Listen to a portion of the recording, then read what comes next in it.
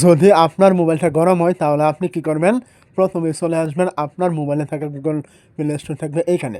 এই জায়গায় চলে আসার পর আপনি কি করবেন? এইখান থেকে দেখতে পাবেন উপরে রয়েছে আপনার এরকম প্রোফাইল আইকন। আপনি কি করবেন? এইখানে ক্লিক করবেন। এই জায়গায় ক্লিক করার পর এখান থেকে দেখতে পাবেন ম্যানেজ অ্যান্ড অ্যাপ ডিভাইস। আপনি কি করবেন? এইখানে ক্লিক করবেন। এই জায়গায় ক্লিক করার পর এখান থেকে দেখতে পাবেন ম্যানেজ নামে একটি অপশন। আপনি এইখানে ক্লিক করবেন। এই জায়গায় ক্লিক করার পর এখান থেকে দেখবেন দিস ডিভাইস নামে একটি অপশন। আপনি এইখানে ক্লিক করবেন। এই জায়গায় ক্লিক করার পর এখান থেকে দেখবেন নট ইনস্টল নামে একটি অপশন। আপনি এইখানে ক্লিক করবেন।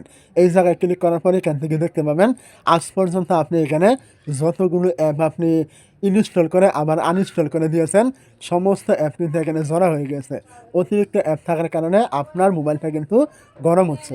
তো যেহেতু এইসব অ্যাপের আপনার কোনো রকম প্রয়োজন নেই, আপনি কি করবেন? এই অ্যাপগুলো এখান থেকে ক্লিক করে সিলেক্ট করবেন এবং এইখান থেকে উপরে দেখতে পাবেন একদম ছোট্ট করে এরকম ডিলিট আইকন। এখানে ক্লিক করলে কিন্তু আপনার এই অ্যাপগুলো কিন্তু এখান থেকে ডিলিট কিন্তু হয়ে যাবে। আপনার মোবাইলটা কিন্তু অনেক ফ্রি হবে।